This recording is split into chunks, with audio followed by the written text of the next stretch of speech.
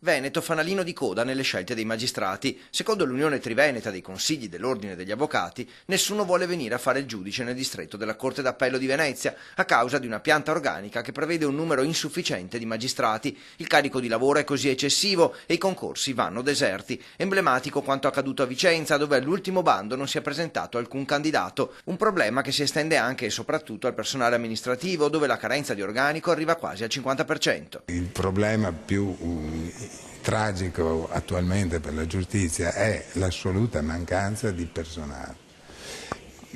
Per quel che riguarda i magistrati, le scoperture d'organico mediamente in Italia sono del 14% e sono già a un livello di guardia, ma quello che preoccupa di più sono le scoperture del personale amministrativo. Altro punto critico l'età media del personale che sfiora i 60 anni. Quanto alla scelta degli aspiranti magistrati di snobbare Venezia è un discorso che vale per l'intero distretto, quindi per il territorio veneto, ma la sede specifica di Venezia non è poi così disprezzata. Il problema non è quello di magistrati che vogliono venire a Venezia o che vogliono andare a Treviso o a Padova.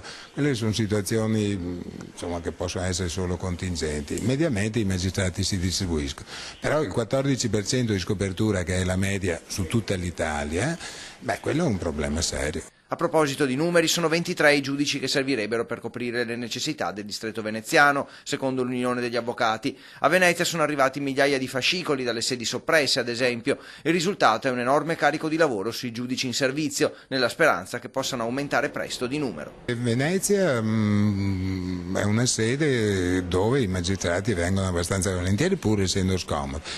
Devo dire che ultimamente il Consiglio Superiore della Magistratura ha pubblicato 4 posti su Venezia.